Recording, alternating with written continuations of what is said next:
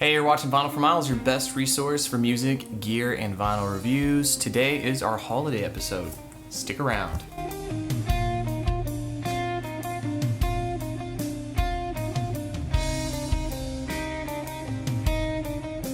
Alright guys, I had to take a little break there. So sorry I haven't uploaded a video in a little while. My entire family caught a severe case of the flu. So we had to recover.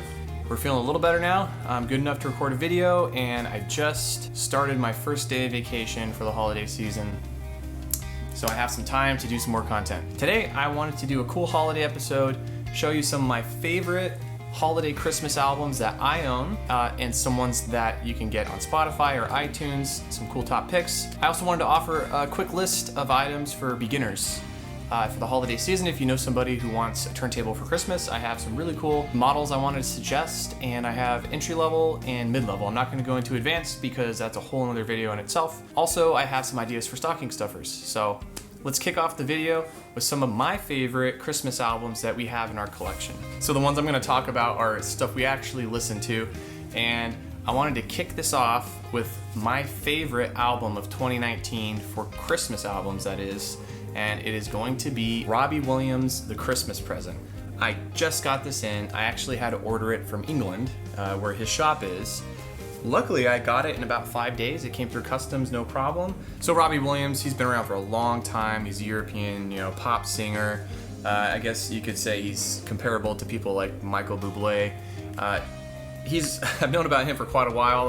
One of my friends is extremely into Robbie Williams, and so when I saw, hey, Robbie Williams is putting out a Christmas album, I thought, okay, cool, let's check it out. What I wasn't expecting was the amount of thought that he put into this. So this is a double LP set, and the way that it's split up, and you can listen to this on iTunes, Spotify, Tidal, whatever your music platform is. It's out there right now.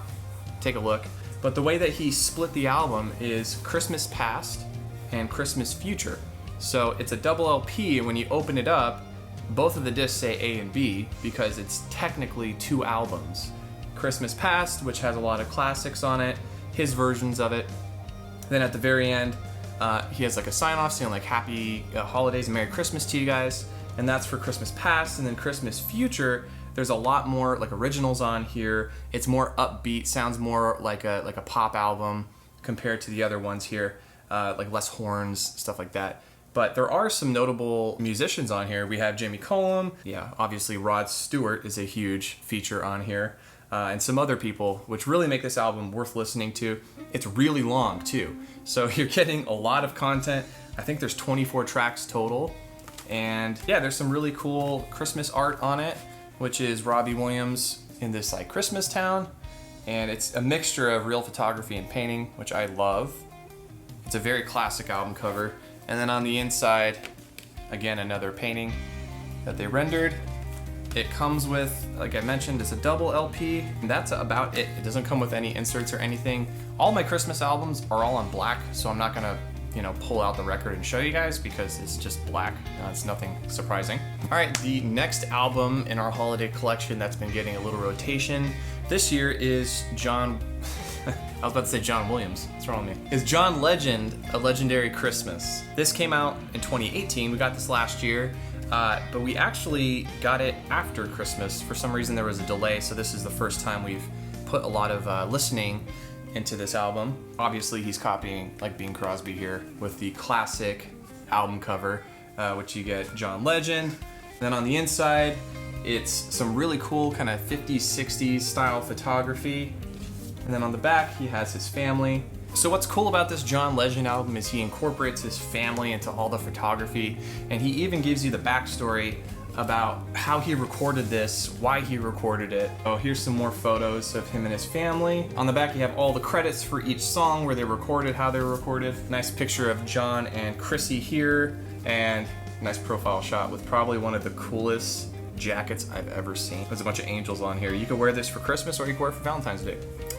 So you get about 14 songs on this record, and my only gripe about this album, I'm not a huge fan of double LPs that don't need to be double LPs, where they put like 3 songs on one side. That's just kind of like a pain in the ass when you're listening to the record, and then you have to get up after 3 songs and flip it. That's why I like the new Robbie Williams album. There's 24 tracks, nearly twice the music on this, and you get about like 7 to 8 tracks per side, which is really cool. Just keep that in mind. There's about 3 to 4 songs per side on this album. It's still worth listening to. Just get a little bit of your steps in while you're listening. All right, so the next album that we have had on quite a bit this season is The Killers' Don't Waste Your Wishes. So this is a compilation of all of the Christmas songs that the Killers have written over the past 10 years. If you're not a Killers fan, what they've been doing is for charity once a year, they write a Christmas song and create a Christmas music video and release it.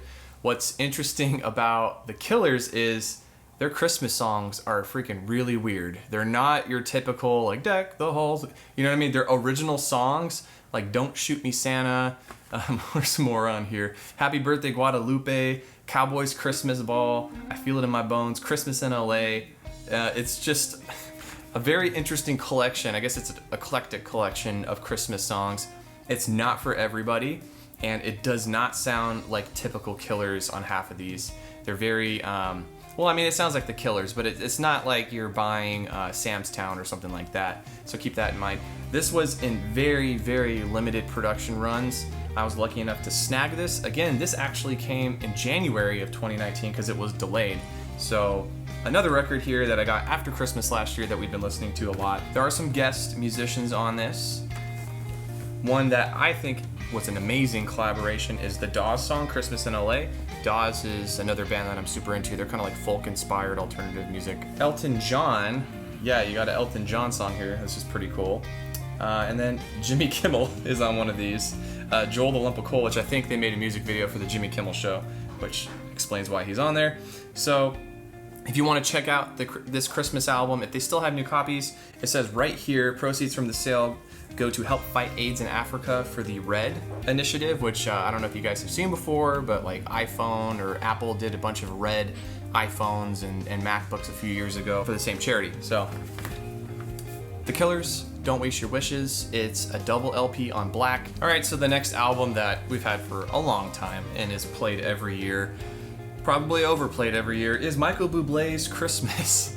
This is my wife's record. I was very apprehensive at first. I'm like, you really want to spend money on that? And then I actually listened to it about 150 times in 1 month, and I started to like it. So the joke in our house is the day after Thanksgiving, the light shines through and Michael Bublé comes out of his cave once again, and we can listen to his wonderful Christmas album. This is probably the most listenable Christmas album ever made, and I'm sure it was done that way on purpose. Production on it's top quality. What's cool though is I think it was on Reprise Records. They do give you this like poly sleeve on the inside, so this record has stayed nice and clean. It is a little worn down though, because as I mentioned, this has been played hundreds of times in our house. So deck the halls with Michael Bublé. So that's the modern music that we listen to a lot, and again, we have a lot more Christmas music, but this is just stuff that we listen to on the regular. There are some special mentions I want to talk about, which one I have here, which is older. It's called A Very Special Christmas. There's a few volumes of this now, but this is the original one from 1987, which was the year I was born. This is a special album to me because my dad, growing up, would play this non-stop. So every single song in here, I know like every lyric, I know all the beats, all the harmonies by heart. So it was really cool that I found a mint condition sealed copy of this on eBay, and I think I only paid like 15 bucks. And this features some of the world's biggest musicians. We got the Pointer Sisters, Rhythmics, and this is older. This is in the 80s, so keep that in mind. Whitney Houston, Bruce Springsteen, The Pretenders, John Cougar Mellencamp, Sting, Run DMC, U2, Madonna, Bob Seger, just kidding. Bryan Adams, Bon Jovi, and more. Even Stevie Nicks did a song on here called Silent Night, and if you turn it up loud enough, you can almost hear what sounds like a goat. My favorite song on this entire album is Run DMC's Christmas in Hollis. Growing up, we would blast that song, and me and my brothers knew every single one of the lyrics. If you can still find this, this is a great Christmas album. Some of it obviously is going to sound dated because it was from the 80s, but I think it still holds up, and if you can find a clean copy with the foil pressed cover, it's a nice addition to either, hang up during the holiday season on a shelf while you're listening to it, or just use as a decoration as well. Okay, and the very last record I'm gonna show you guys in this holiday episode is something that's kind of near and dear to me, and this is John Denver's A Rocky Mountain Christmas. So my granny passed away last year, and one of my granny's all-time favorite songs was Take Me Home Country Roads by John Denver, and I actually learned that song and performed it at her funeral, which was very difficult to do, but in the process I dove into John Denver's back catalog. I've never really listened to him, even though he's probably one of the world's biggest, like, you know, folk country artists. So after learning that he goes by John Denver because he actually lived in Colorado and Denver, my wife found this at our local record store, and I think it was only like $5, but it just looks so cool. The cover is, you know, snowy peaks, and if you open it up, I love gatefold, by the way. I love gatefold sleeves that have artwork that cross the whole span of both sides, because you get a full piece of art with your record. It's awesome. And on the inside too, same thing. So this is a picture of John and his wife and his son. And it's really special to me because, as I mentioned, my granny was a big fan of his. So that's all I have right now for my records. I wanted to go ahead and jump into my top picks for the holiday season for turntables. Let's go.